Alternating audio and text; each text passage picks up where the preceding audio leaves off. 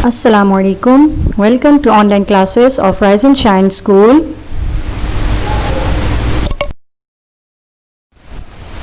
Class 8.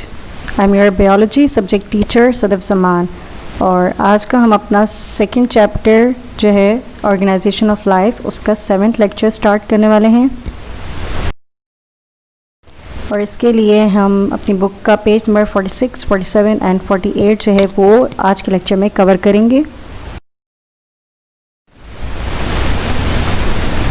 And today's topic of discussion in chapter 2 organization of life will be internal structure of root, stem and leaf। यानी कि जो root, stem और leaf जो हैं उनके अंदर का जो स्ट्रक्चर होता है ना वो कैसा होता है उसको डिस्कस करेंगे।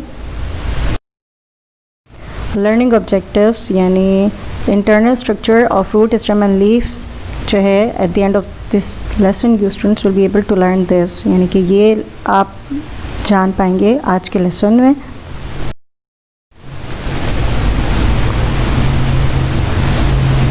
वेजिटेटिव पार्ट्स, हमने पिछले लेक्चर में जो है प्लांट के फंक्शनल बेसिस पे प्लांट को दो पार्ट्स में डिवाइड किया था। उनमें पहला जो था वेजिटेटिव पार्ट था और नंबर 2 रिप्रोडक्टिव पार्ट था। तो अब हम उसमें से वेजिटेटिव पार्ट्स यानी कि रूट, स्टेम एंड लीफ को जो है वो बारी बारी डिस्कस करेंगे। इसमें रूट की बात करें तो हम सबको पता है कि ये कहाँ है, ज़मीन के नीचे ग्रो करती है, सही। इसके अलावा ये जो है सीड के रेडिकल से डेवलप हो रही होती है और जो पहला पार्ट होता है ना, the first part of the root to arise from the radicle is known as the primary root. यानी कि रेडिकल से जो जड़ का पहला हिस्सा निकल रहा होता है ना उसे हम क्या कहते हैं, प्राइमरी रूट कह रहे होते हैं। अब ये सब क्या है ये मैं आपको पिक्चर की फॉर्म में अभी बताती हूँ।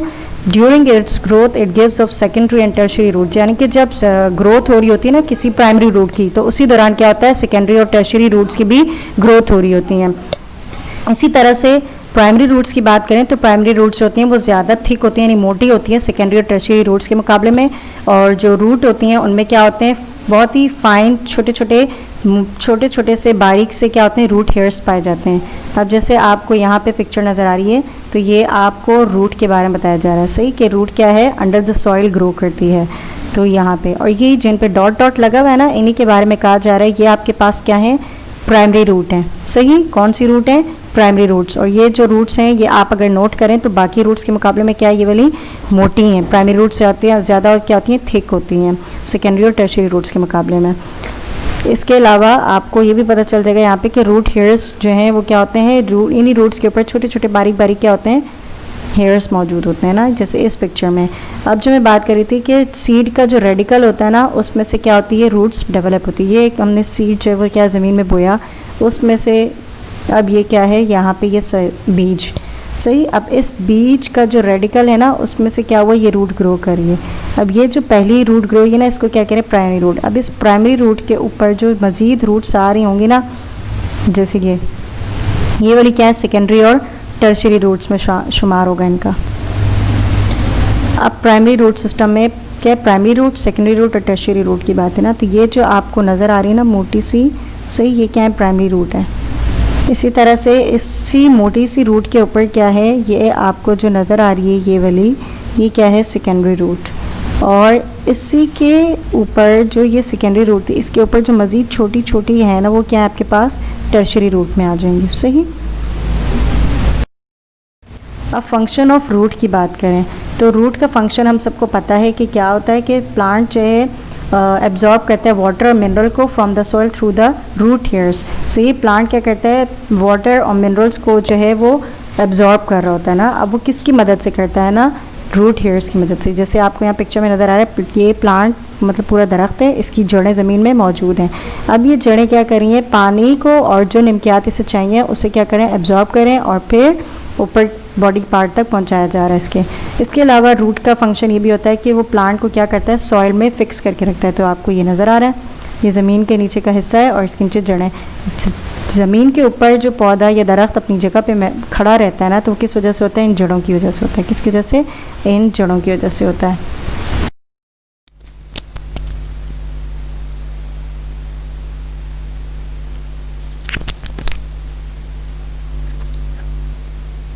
अब इंटरनल स्ट्रक्चर ऑफ रूट की बात करते हैं, यानी कि जब हमने एक रूट प्लांट की जो है उसे लिया और उसको कट करके ऑब्ज़र्व किया, जब उसे कट किया और ऑब्ज़र्व किया तो हमें क्या नज़र आया, ये सारी चीज़ें जो लेबल है ना आपके सामने ये नज़र आई। तो अब इसमें देख लेते हैं, हमारे पास ये जो पहली लेबलिंग है एपिडर्मिस। एपिडर्मिस में एपी का वर्ड जो होता है उसके मीनिंग होते हैं अबव, और डर्मिस के मीनिंग क्या होते हैं, स्किन। तो यानी ये जो अबव स्किन है ये असल में रूट की क्या करी होती है, प्रोटेक्शन करी होती है, हिफाजत करती है, उससे हर किस्म मतलब उसको डैमेज से बचा रही होती है, सही, बाहर की एक लेयर है। फिर उसके बाद जो ये रूट हेयर्स आपको नज़र आ रहे हैं, ये रूट हेयर्स क्या होते हैं, असल में रूट की आउटग्रोथ होती है, जो बाहर की तरफ हेयर्स निकलते हैं ना, तो वो इसकी आउटग्रोथ के तौर पे है। कॉर्टेक्स की बात करते हैं, कॉर्टेक्स जो है वो क्या है, ये बना होता है पैरेन्काइमा सेल से मिलके, और पैरेन्काइमा सेल्स आपने पिछले लेक्चर में पढ़ा था कि वो क्या करते हैं, फूड मटेरियल को स्टोर कर रहे होते हैं, यानी रूट्स जो उनको आगे फूड वगैरह पहुंचाना है ना, और ख़ुद उसके अपने मतलब खुराक जो उसको चाहिए वो क्या है यहाँ पे स्टोर हो जाती है, कॉर्टेक्स जो वो स्टोर कर लेता है। अब यहाँ पे ये जो आपके पास सेंट्रल रीजन है, सही, ये सेंट्रल रीजन आपके पास क्या कहलाता है, स्टील। अब इस स्टील में आपके पास एक बाहर लेयर मौजूद है, ये ले पॉइंटर की तरफ गौर कीजिएगा, एंडोडर्मिस। इस एंडोडर्मिस में एंडो का वर्ड जो है उसके मीनिंग क्या होते हैं, इनर, और डर्मिस के मीनिंग क्या होते हैं, स्किन। तो यानी इनर स्किन, ये इनर स्किन क्या करती है, अंदर ये जो स्टील है ना, असल में इसके अंदर जितनी भी चीज़ें मौजूद हैं उन सब की क्या करी होती है, हिफाजत करी होती है। जैसे आउटर लेयर एपिडर्मिस होती है वो रूट की प्रोटेक्शन करी होती है, तो यहाँ पे इस एक एंडोडर्मिस अंदर जो मटेरियल मौजूद है उसकी भी क्या कर होता है, हिफाजत करती है ये लेयर।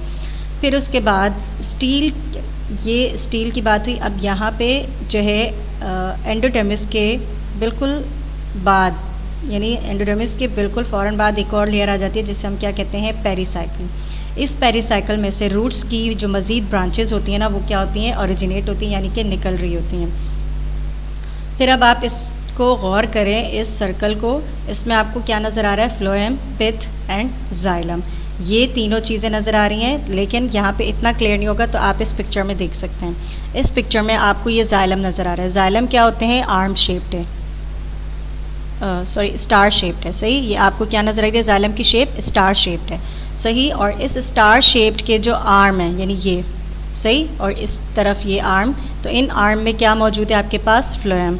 अब जाइलम और फ्लोएम का रूट में फ़ंक्शन क्या है, तो मैं आपको ये बताती चलूँ। जाइलम जो है वो असल में क्या करते हैं, वाटर और जो सॉल्ट्स वगैरह होते हैं उनको क्या करते हैं, सॉइल में से सही लेकर एब्जॉर्ब करते हैं और बाकी पार्ट्स तक प्लांट के पहुंचाने का काम कर रहे होते हैं। और फ्लोएम की बात करें तो फ्लोएम जो है वो क्या करते हैं, फूड मटेरियल यानी न्यूट्रिएंट्स जितने भी होते हैं उनको क्या करते हैं, एब्जॉर्ब करते हैं वहाँ से, यानी वो जो है सेव कर लेते हैं उनको। और ये जो पिथ है ये आपके इस स्ट्रक्चर के क्या सेंटर में मौजूद होता है, ये भी क्या करता है, फूड मटेरियल को स्टोर कर रहा होता है। बाकी का भी सारा जो स्ट्रक्चर इसमें मौजूद है स्टील में, वो क्या है, पैरेन्काइमा सेल से ही मिलकर बना हुआ होता है। अब बात करते हैं इसकी, ये जो आपके पास नज़र आ रहा है रूट टिप का, तो आपको बताती चलूँ जितनी भी रूट्स होती हैं उन सब में क्या होती है, उनकी रूट टिप पर एक रूट कैप मौजूद होती है, सही। वो रूट कैप जो है उसमें क्या होते हैं, आपको फाइन यानी बिल्कुल बारीक बारीक और हेयर लाइक स्ट्रक्चर नज़र आ रहा होता है, जो कि क्या कहलाता है, रूट हेयर्स। ये रूट हेयर्स क्या कर रही होती हैं, वाटर को असल में एब्जॉर्ब करती हैं, और बाकी की जो रूट होती है वो क्या करती है, प्लांट को या जो ट्री होता है उसको अपनी जगह पर कायम रहने में क्या करती है, मदद करती है, यानी कि उसको वहाँ फिक्स करने में सॉइल में हेल्प कर रही होती है, सही।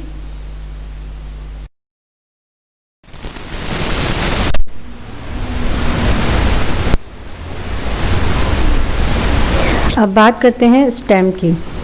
तो स्टेम के बारे में ये बात याद रखिएगा कि ये कहाँ से डेवलप होता है, from the प्लीम्यूल of the seed, सही। जो बीज का प्लीम्यूल पार्ट होता है ना, ये वहाँ से डेवलप होता है। यानी प्लीम्यूल किसे कहते हैं, प्लीम्यूल जो है इसमें यंग पार्ट आते हैं लीव्स के, और इसके अलावा वो पार्ट आ जाता है स्टेम का जहाँ से उसने ग्रो करना हो, सही। यानी कि स्टेम का ग्रोइंग पार्ट भी किस में होता है, इस प्लीम्यूल में होता है, यानी ग्रोइंग पॉइंट कहते हैं जिसे हम।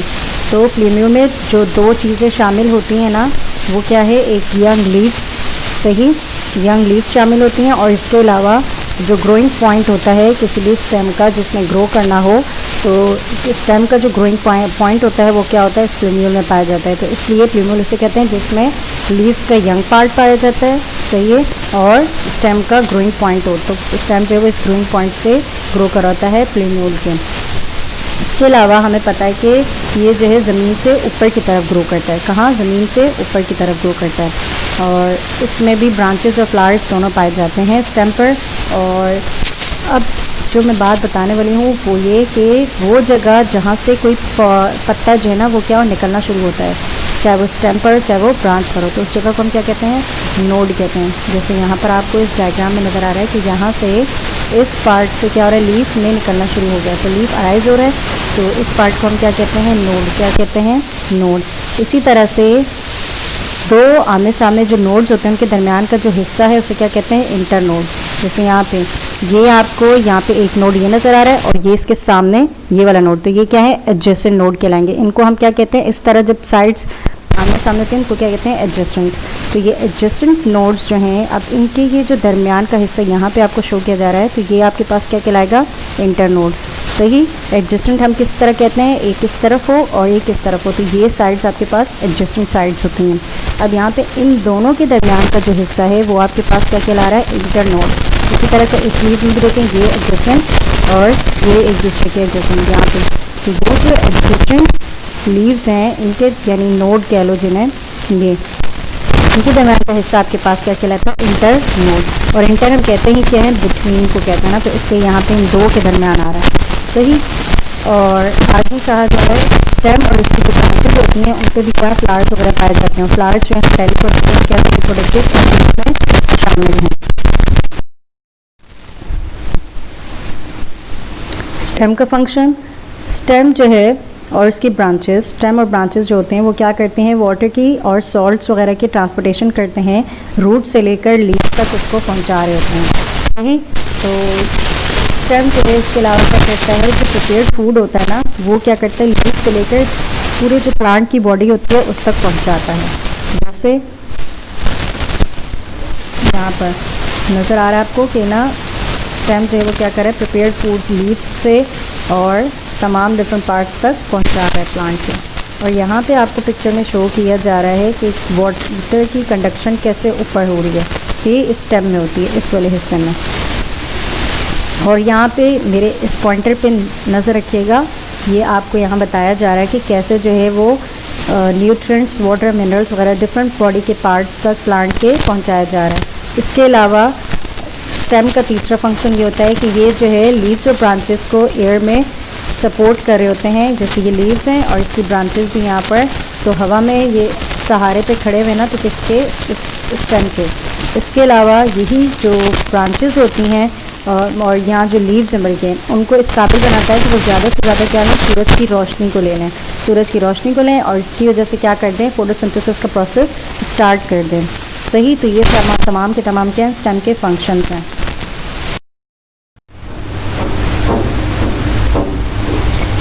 अब हम पढ़ रहे हैं इंटरनल स्ट्रक्चर ऑफ स्टेम। अब स्टेम का जो इंटरनल स्ट्रक्चर है इसमें यानी कि जब हमने इस स्टेम के सेक्शन को काटा और ऑब्जर्व किया तो इसमें भी हमें सबसे जो चीज़ें नज़र आई उनमें क्या था? एपिडर्मिस, कॉर्टेक्स, एंडोडर्मिस, यानी वही ऑलमोस्ट सेम चीज़ें थी जो क्या थी? रूट में भी पाई जा रही थी। सही। तो अब यहाँ पे भी जो एपिडर्मिस है वो क्या है? बिल्कुल ऊपर की स्किन, यानी कि एपी के मीनिंग वही अबव और डर्मिस क्या है? स्किन ना, तो यानी कि अबव स्किन जो कि क्या करिए? स्टेम की प्रोटेक्शन के लिए है। फिर एपिडर्मिस के फ़ौरन बाद क्या आता है? कॉर्टेक्स। कॉर्टेक्स यहाँ पे मिल के बना होता है पैरेन्काइमा और कोलेनकाइमा सेल से, जो कि क्या करते हैं? फूड को स्टोर करता है, फूड मटेरियल को स्टोर करता है। कॉर्टेक्स के बाद आती है बात यहाँ पर जाइलम और एक वेस्कुलर बंडल्स, यानी वेस्कुलर बंडल का रिंग होता है और उसके अंदर पाए जाते हैं आपके पास जाइलम एंड फ्लोएम। अभी जाइलम और फ्लोएम का वही फंक्शन है जो उसमें था, रूट्स में था। इन जाइलम जो है वो असल में कहाँ होता है? रूट के अंदर, स्टेम की बात हो रही है यहाँ पे। अच्छा, स्टेम के अंदर ग्रो करता है और फ्लोएम जो होता है वो बाहर की तरफ ग्रो कर रहा होता है। अब यहाँ पे इन दोनों के दरमियान जो है जाइलम और फ्लोएम, इन दोनों के दरमियान क्या आता है? कैम्बियम। ये जो कैम्बियम है ये मेरिस्टेमेटिक सेल से मिलकर बना होता है। जो मेरिस्टेमेटिक सेल्स होते हैं वो असल में आप लोगों ने पहले भी पढ़ा था, उसको मैं दोबारा से रिव्यू देती हूँ कि मेरिस्टेमेटिक सेल्स होते हैं जो क्या तेज़ी से डिवाइड होते हैं। तेज़ी से डिवाइड होने की वजह से उनमें नंबर ऑफ़ सेल्स क्या होते हैं, इंक्रीज़ होते हैं, और जब नंबर ऑफ़ सेल्स इंक्रीज़ होते हैं तो उसकी वजह से क्या होता है, ऑर्गेनिज्म ग्रो करता है। तो इसका मतलब ये कैम्बियम यहाँ होने की वजह क्या है कि इसमें सेल्स जब इंक्रीज़ होंगे तो ये स्टेम जो है वो तेज़ी से ग्रो करेगा। जब तक सेल तेज़ी से ग्रो करेगा तो फिर प्लांट जो ऊपर की जानिब मज़ीद ग्रो करेगा। सही, ये पॉइंट समझ आया कैम्बियम के होने की वजह। अब फिर यहाँ पे इसके वेस्कुलर बंडल के बीच में आपको यहाँ पे नज़र आता है एक सेंट्रल पार्ट है जिसे हम क्या कहते हैं, पिथ। ये पिथ भी जो है वो क्या है, पैरेन्काइमा सेल से मिलकर बना होता है, जो कि क्या करता है, फूड को स्टोर कर रहा होता है। सही, तो यहाँ पे हमने अभी जो है पढ़ा ट्रांसफर सेक्शन स्टेम का, और इसमें क्या क्या पार्ट्स हैं और क्या क्या काम करते हैं ये पढ़ा है।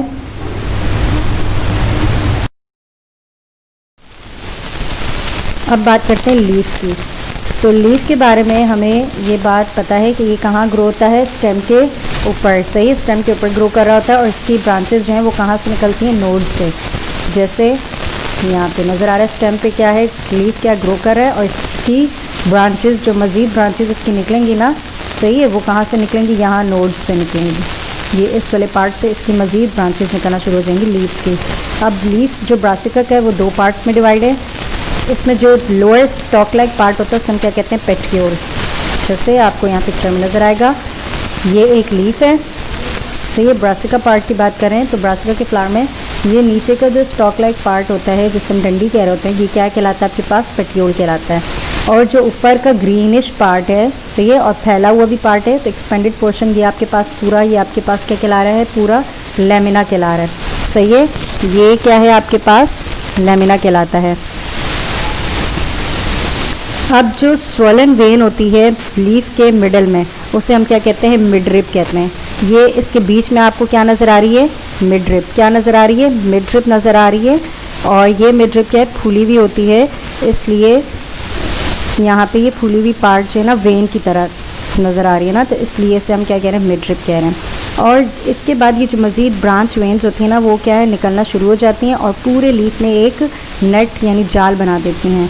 तो ये वेन्स जो हैं वो एक्चुअली आपके पास क्या होती हैं, वेस्कुलर बंडल्स होते हैं। वेस्कुलर बंडल्स किन किन चीज़ों को कहते हैं, जाइलम और फ्लोएम। हमने पिछले लेक्चर में बात की थी कि वेस्कुलर बंडल्स हम किसको कहते हैं, जाइलम और फ्लोएम को कहते हैं। तो आपके पास ये जो जाइलम और फ्लोएम है, जो कि क्या है, आपके पास कंडक्टिंग टिश्यूज़ होते हैं, फूड की और वाटर और मिनरल्स वगैरह की ट्रांसपोर्टेशन का काम कर रहे होते हैं ये। तो ये बीच में इसका जो पार्ट है ना, रेड कलर का, इसमें आपको नज़र आएगा ये जो येलो येलो से पार्ट है, फ्लोएम है, और अंदर का जो ये एक्स क्रॉस बना हुआ है, ये क्या है, जाइलम पार्ट है। सही, इस तरह से कह रहे हैं। जो अपर सरफेस होती है ना लीफ की, ज़ाहिर हमें ये पता होता है कि क्या सनलाइट को ज़्यादा एक्सपोज होती है, सूरज की रोशनी इस पर ज़्यादा पड़ती है, निचले वाले हिस्से पे कम पड़ी होती है। तो निचले वाले हिस्से पे ना पड़ने की वजह से जो फ़र्क आता है ना दोनों सरफेसेस में, तो उस फ़र्क की वजह से हम इस तरह के जो लीव्स होते हैं उनको क्या कहते हैं, बाईफेशियल लीव्स कहते हैं। बाईफेशियल लीव्स इसलिए कहते हैं कि दो को और दो फेसेस हो जाते हैं, ऊपर वाला जो होता है ना वो डार्क हो रहा होता है और नीचे वाले पे लोअर लाइट पड़ने की वजह से, तो इसलिए इनका नाम क्या हो जाता है, बाईफेशियल लीव्स हो जाता है।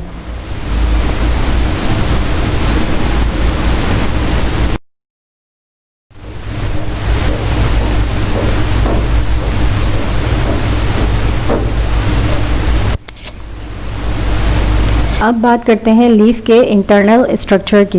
लीफ का जो इंटरनल स्ट्रक्चर है, इसमें अगर आप गौर करें तो आपको क्या है, दो एपिडर्मिस नज़र आ रही हैं। सही है, तो जो अपर लेयर होती है वो क्या है, अपर एपिडर्मिस, और जो नीचे वाली है वो क्या है, लोअर एपिडर्मिस। जब हमने इसका ट्रांसफर सेक्शन कट किया ना, उसको ऑब्जर्व किया, तो हमें ये दो एपिडर्मिस नज़र आई, यानी ये दोनों क्या करती हैं, लीफ को प्रोटेक्ट कर रही होती हैं। अब इन अपर और लोअर एपिडर्मिस में क्या पाए जाते हैं, स्टोमेटा।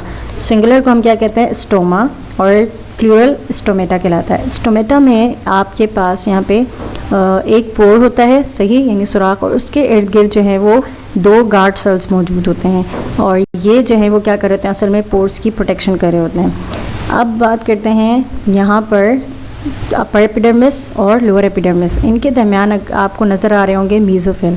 सही, ये जो मीज़ोफिल है दोनों में नज़र आना, तो यहाँ पे मीज़ोफिल टिश्यूज़ पाए जाते हैं। अब ये जो मीज़ोफिल टिश्यूज़ होते हैं ना, इनमें जो मीज़ोफिल सेल्स होते हैं अगर हम बात करें अपर एपिडर्मिस की, तो ये अपर एपिडर्मिस में यहाँ पे जो मेसोफिल सेल्स होते हैं ना, वो क्या होते हैं, एक दूसरे के साथ क्लोजली पैक्ड होते हैं, इनके दरमियान कोई गैप नहीं होता, सही। और इनकी क्या है, पर्टिकुलर शेप भी होती है, सही। तो ये वाले जो होते हैं ना, इनको हम क्या कहते हैं, पैलिसेड मेसोफिल। जबकि लोअर एपिडर्मिस के अगर मेसोफिल देखे जाएँ तो इनके सेल्स के दरमियान क्या है, कोई स्पेसिफिसिटी नहीं, यानी इनकी कोई शेप जो है ख़ास नहीं है।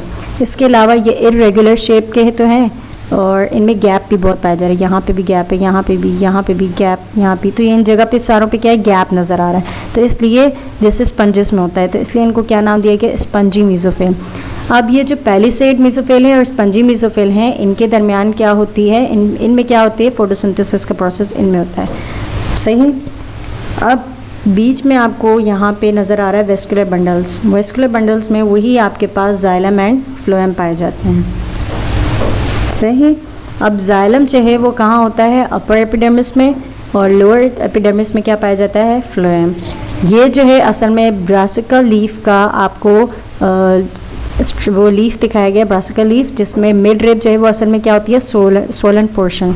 ये जो है वो फूला हुआ पोर्शन जो है वो आपके पास क्या होता है, मिड रिब, सही। और इस यही मिड रिब जो है, इनमें क्या होती हैं, मज़ीद वेन्स जो कि एक जाल की फॉर्म में पूरे लीफ में फैली होती हैं, वो क्या कहलाती हैं, वो वेन्स है।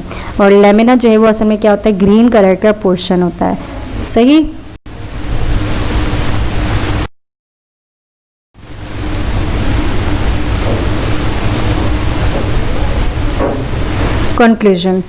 कंक्लूजन में असल में हम पढ़ रहे हैं, यानी कि हमने आज के पूरे लेक्चर में जो जो पढ़ा उससे रिलेटेड जो वो हमारा एक तरह से समरी कह लो ना, हम वो पढ़ने वाले हैं कि ये चीज़ें हमने पढ़ी हैं।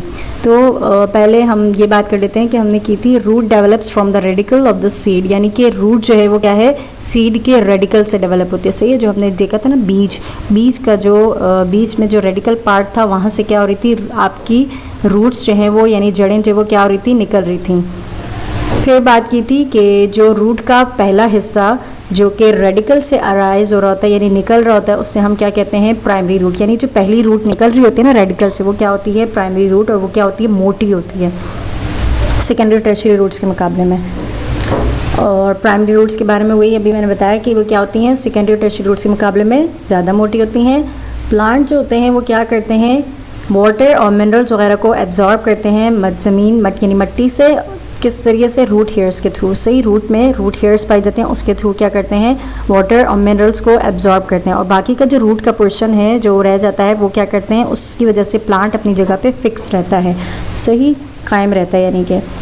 फिर सीड के बारे में हमने पढ़ा था कि सीड जो है वो कहाँ से डेवलप होता है, from the plumule of the seed, और सही। इसके बारे में, सीड के बारे में नहीं, बल्कि हमने पढ़ा था रूट स्टेम के बारे में हमने पढ़ा था कि स्टेम जो है वो कहाँ से डेवलप होता है, सीड के प्लूम्यूल से। और प्लूम्यूल वो पार्ट था जहाँ पे यंग पोर्शन पाया जा रहा था, सही, लीफ का, और इसके अलावा ग्रोइंग पॉइंट पाया जाता था स्टेम का, सही। तो इसलिए वहाँ से ग्रो कर रहा था सीड स्टेम।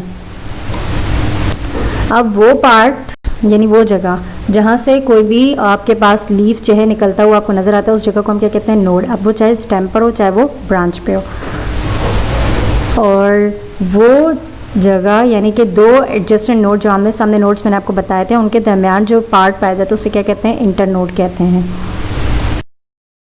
और इसके अलावा आपके पास स्टेम और ब्रांचेस जो हैं वो क्या करती हैं, वाटर और सॉल्ट्स वगैरह को सही है लेकर ट्रांसपोर्ट कर रही होती हैं रूट से लीव्स तक, सही, यानी कि ज़मीन की जड़ों से लेकर लीव्स तक पहुंचा रहे होते हैं स्टेम और ब्रांचेस।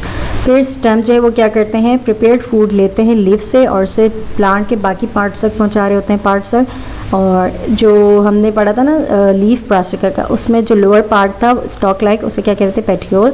और जो ग्रीन पोर्शन चीज़ पूरा फैला हुआ था उसे क्या कहते हैं, लेमिना। और जो बीच में सूजा हुआ पार्ट जिसे कहते हैं ना लीफ का, वो क्या था, सोलन, जैसे फूला हुआ पार्ट जिसे कह रहे थे, वो क्या था, मिडरिब था। Okay, now come to the homework में मैंने आपको दिया है topic internal structure of roots, stem and leaves. जो है वो आपने क्या करना है, बहुत अच्छे से रीड करना है, इसे समझ पढ़ना है। और जो पॉइंट क्लियर ना हो उसके लिए आप डिस्कशन बॉक्स में क्वेश्चन पूछ सकते हैं। और right and learn the given questions in homework file. आपको जो होमवर्क फाइल में काम दिया गया उसे लाजमी लिखें और लिखने के बाद जो है उसे याद ज़रूर कीजिएगा और काम लिखकर डिस्कशन बॉक्स में लाजमी पोस्ट कीजिएगा।